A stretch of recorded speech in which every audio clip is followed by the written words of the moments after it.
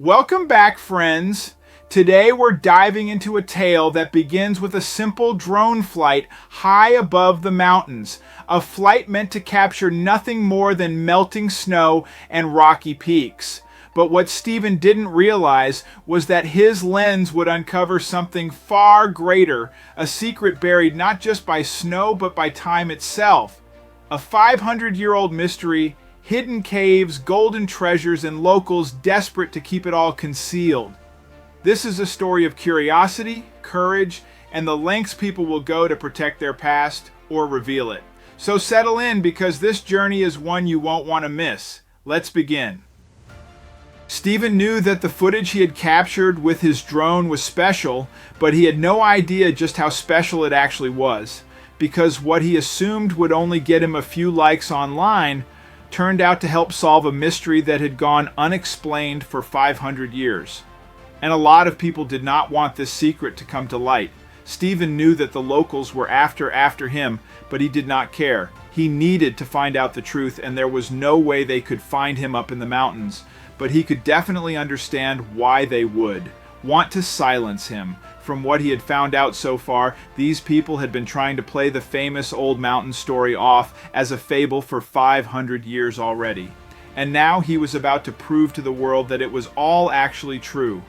The footage that he had captured with his drone proved it beyond a shadow of a doubt, and he was ready to show this bombshell to the world. But what did Stephen capture on his drone footage? What was this strange 500-year-old story? And why did the locals want to keep the truth? About a secret you will find out soon enough.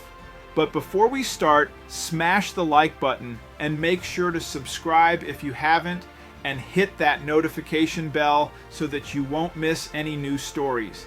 He was working on a docu-M about climate change and wanted to use this drone footage as an illustration for a section about the temperature increasing to snow melting highs in the normal ice and ice-cold mountains. But the footage would eventually never make it into any film or documentary. Stephen had gone out into the mountains alone that day. He was in Neil with a small crew associated with the documentary Men Say. The rest of them had interviews with locals scheduled today, so Stephen decided this would be the best use of his time. After 3 hours of journeying up into the mountains, he let his drone fly free. He had the drone fully changed up and could make a flight of about 1 hour with it. He needed to get as far and high into the mountains possible to get the best shot, so he spent 25 minutes flying in that. Trajectory, he was looking for mountains with as little snow as possible. One small mountain range did seem to stand out to him from afar, because you could see a lot of snowless rock. It was seemingly the perfect shot for the movie. But when the drone hovered above it, Stephen noticed there was something else strange about it. Stephen was a man on a mission. He made the trip with friends and some colleagues, but Stephen knew that each of them would be set on making their own discoveries.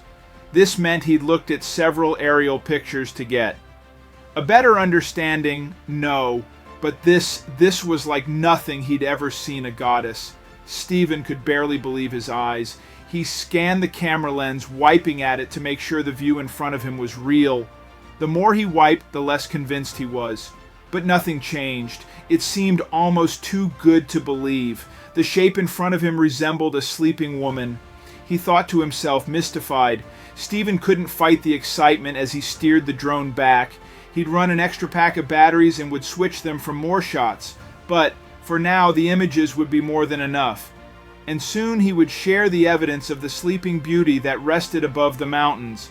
He knew it would be great, but never expected the results. Stephen had shut off the camera to ensure the drone made it safely down, but even that wasn't enough to get it safely back to him. The battery died and the drone fell and fell into the snow.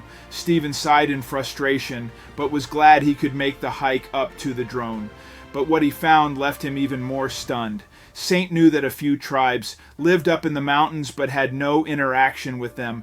He wanted to explain himself, but she began to yell in a foreign language. Stephen did not understand a word she was saying, but it was clear from her tone that she was furious. She stretched her hands, and that's when he saw it. In her hands was a stick of some kind, and she waved it and yelled.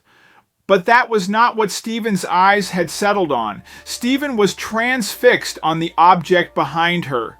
His drone was smashed into tiny pieces in the snow. This strange woman had destroyed months of his savings, and he had no idea why. At this point, Stephen had equally lost his temper. The two of them were now yelling at each other in languages that were foreign to the other. Of neither of them backed down. Stephen was furious about his expensive equipment, and the lady was furious about his presence. But things took an unexpected turn. Luckily, the mountain was steeped in snow, a bumpy but nonetheless safe ride down. By the time he made it down, Stephen had lost his drone, the batteries, and admittedly, some of his. Manly pride, but he was safe, and thankfully the footage from the drone was as well, because he'd set it to automatically upload to the cloud. The walk back to his lodge was stressful, and Stephen felt frazzled. He still wasn't sure what about him angered her. Perhaps he'd crossed into her private territory. He admitted to himself that yelling at her in a foreign language had language likely made it worse. But that was a mystery for another day. For now, he had one goal. The lodge was warm, and Stephen was glad to be back in the town with warm water, and no angry women holding axes. He still could not believe the turn his day had taken. Checking the footage on his laptop, he was glad it had been saved. When Stephen looked through the hole in the door, he saw that there was a bunch of local police waiting for him, and they did not look happy at all. Right from the agent's facial expressions, Stephen sees that they are under great stress. One of the agents even stands with his hand on his gun ready to shoot. A bit afraid, Stephen asked them what they wanted through the door. He would not open the door if they did not reveal it to him. But then he got the warning that they would kick in the door if he did not open it in 5 seconds. He had no choice. He quickly made his way down as he heard his door being beaten down. He had no idea what these people wanted, but it could not be good. Could have something to do with the drone footage he shot yesterday. So first the strange woman, now the local police. Something was going on here, and the only way he could think of figuring this out was to see the footage. Then he is startled. Did he take his cell phone from the hotel room? Luckily he did. Now he could check the footage on his phone. He found himself a hidden spot and started to play the footage to himself. He looks around a little more carefully so he can be sure no one notices him. At first he did not see anything of note, but then something suddenly caught his attention. Maybe the melting of the snow had finally revealed the mounds that were thought to not exist, and if that was the case and the story was to be believed, then there is supposed to be a cave near the head of the mountain, or so it is told. The fact that these locals seemed to react so extremely to him, probably having been captured from the mountain, only made Stephen believe it was real even more. And that the locals had probably known this all along. He had to find out. But Stephen also knew that nobody was going to believe him if all he had was the story and the footage. He needed more proof, and the only place to get that was in the head cave. But that cave is very difficult to reach. He went to purchase some new winter clothes and supplies from a store that was not locally owned, and then set out on his journey toward the mountain. It might that multiple days, but Stephen did not care. Regardless, he would unravel this mystery. It was not easy getting back to the mountains. The area was now much more protected by local police than before. But they simply did not have the numbers or means to keep everything checked. Yet. He avoided the busiest route so that no one would notice him. It was not hard for Stephen to sneak through, and once he got past the local, he had a clear road to the mountain and hopefully to the mysterious cave. But then something happens that he thought he had prepared well for. He doesn't have to search long. Just like the story had told, there was actually a cave here. Stephen could barely contain his curiosity when he saw it. He is only too eager to go in. But he had not been the only one to come here. So, quickly in the distance, he could see a large group of people coming wearing regionally traditional clothing. The group consists of at least 15 people.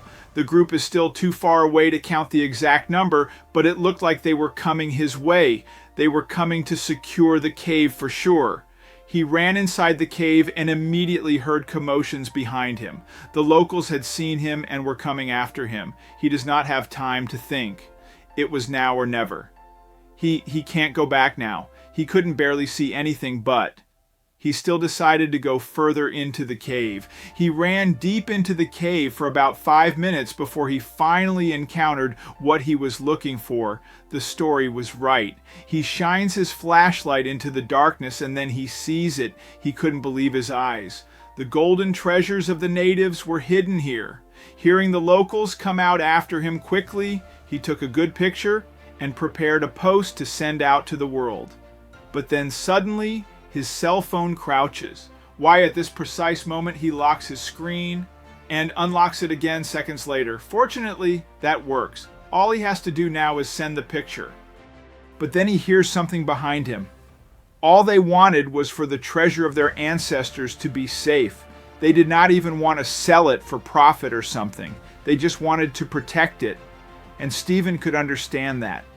In the end, they make a deal frange that Stephen could leave if he promised to not release the picture. The locals were now going to move the treasure to a secure location so that nobody would ever find it again. Saint leaves the cave and begins the long journey back. He may not have pictures or treasure, then he does have a great story to tell his friends and family.